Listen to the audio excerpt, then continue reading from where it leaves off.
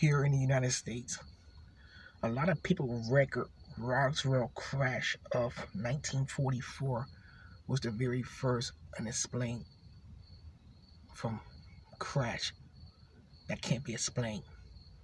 But the United States governments and governments all over the world always help explanations when people say, I saw lights in the sky. I found debris. They always have the correct answer. The governments of the world is never wrong about anything. They have explanations for everything. Not just explanations for everything. They have names for everything. Because they're trained. And their training put them above us all. If right now I see debris laying here in the University of Toledo Medical Center parking lot, the government of the United States say you didn't see anything but space debris. We can look at it without testing it and identify it. That's part of our training. So, as far as we're concerned, the very first record UFO debris and crash that the United States of America, the Americans, talks about is Roswell. I was reading because I know there was earlier accounts of UFOs seen and being recorded. Then Roswell. On the 1st of March of 1639, John Withrow opened his diary in which he recorded the trials and tribulations of his fellow Puritans as they made a new life in America. As the governor of the Massachusetts Bay Colony put pen to paper, he began to recount a most unusual event that had recently caused a stir among the English immigrants. Woodrow wrote that early in the year, James Everard, a sober, discreet man, and two others had been rowing a boat in a muddy river which flowed through the swampland and emptied into the Charleston River. When they saw a great light in the night sky, when it stood still, it flamed up and was about 3 yards square. The governor reported when it ran, it was contact into a figure of a swan.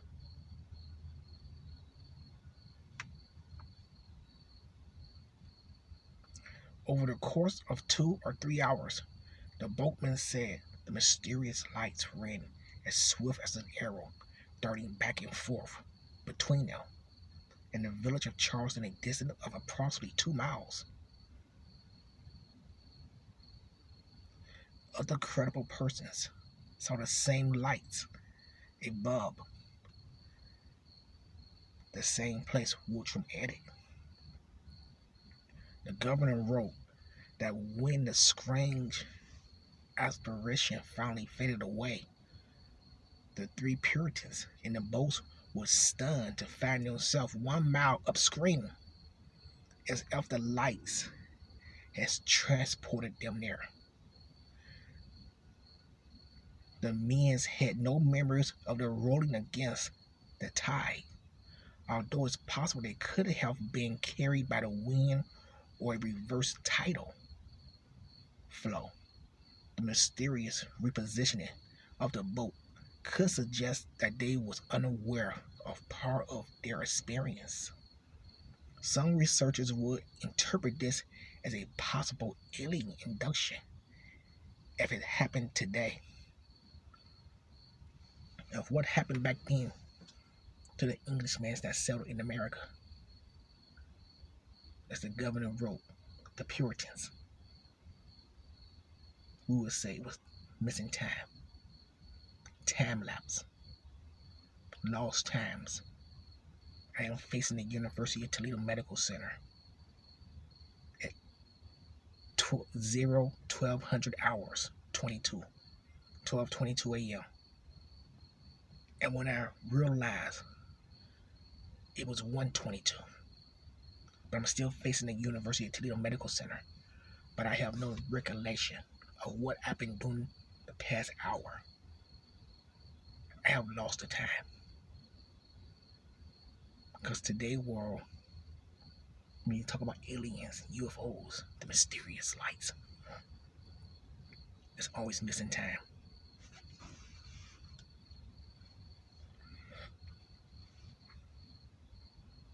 Some have speculated that the curious glow could have been a pale light that can appear over marshland at night due to the combustion of gas.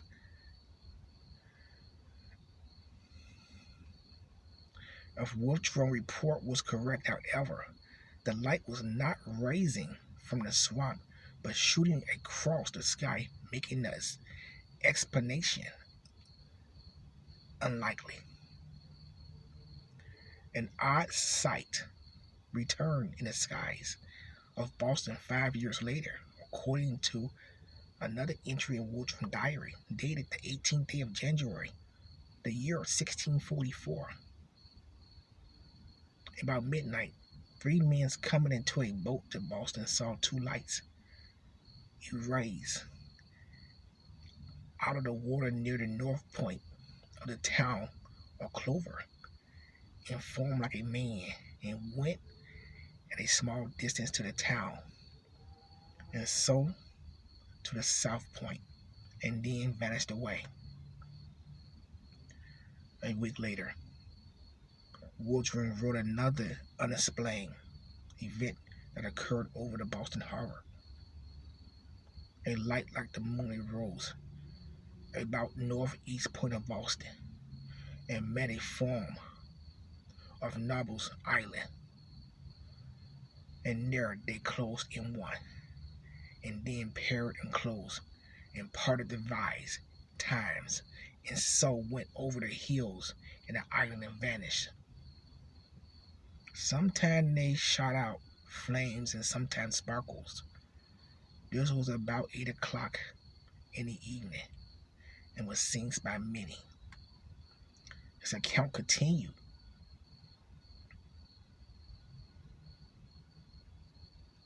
About the same time, a voice was heard up on the water between Boston and Dorchester, calling out in the most dreadful manner, "Boy, boy, come away, come away." And it suddenly shifted from one place to another, a great distance, about 20 times. It was heard by godly persons. About 14 days after, the same voice in the same dreadful manner was heard by others on the other side of town toward Nozzle Island.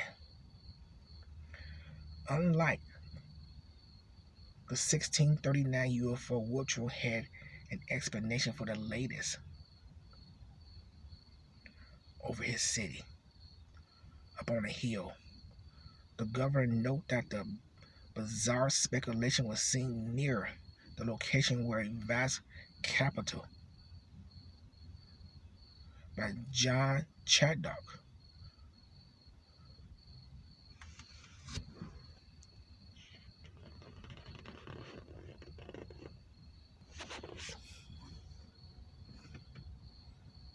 had exploded months earlier after a sailor accidentally ignited gunpowder aboard the ship.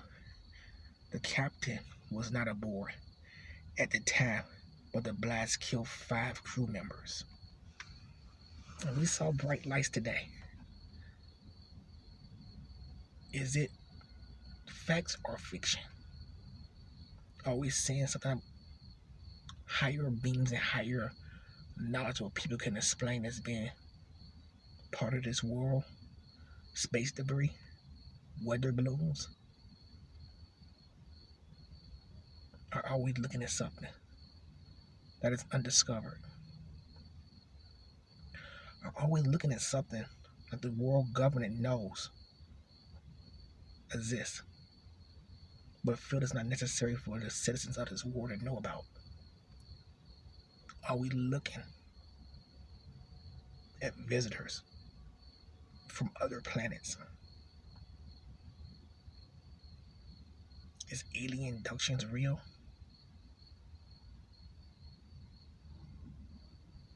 Or is it just people looking for 2 minutes of fame? Are UFO sightings real? Or is it just people looking for 2 minutes of fame? I heard this saying growing up. Look at the skies. Look at the skies. Because here in Ohio, I have seen in my 5 years in this state unexplained objects in this skies that cannot be explained. One was in Roxford, in Ohio. I saw a falling star that really hit the ground. So it was some kind of space rock that fell. I checked all local newspapers and I did not read anything about it. And I know one night, driving down Monroe Street in Toledo, Ohio, I saw something like the moon. A giant glowing ball, wobbling, no form, no shape. It was bigger than Earth had looked, but it cannot be exactly big as Earth if it was in Earth, on Earth. But it was huge. I tried to record it, and whatever it was kept telling my phone, camera on my phone, and the camera I have in my car, you cannot record this. I even tried to take a picture with my phone, and the picture was just blank. The camera I have on my vehicles could also take pictures. It was just a blank picture. It was something unexplained. But this time when I see that object, I will be more prepared. And I will be that one person that can prove we're not alone. We're not alone.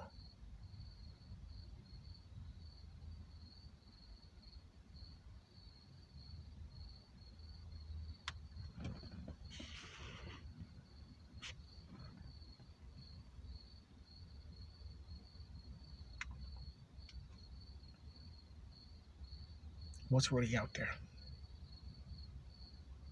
You ever see a feather fall so light, the wind blows it, but it always falls to the ground because of gravity. But what's exactly out there? Light passes a black hole. The black hole sucks the light inside of it. What's in that black hole? There's so much undiscovered and there's so much unexplained. And just like the most knowledgeable scientist, I shake my head and say, I don't know what's out there.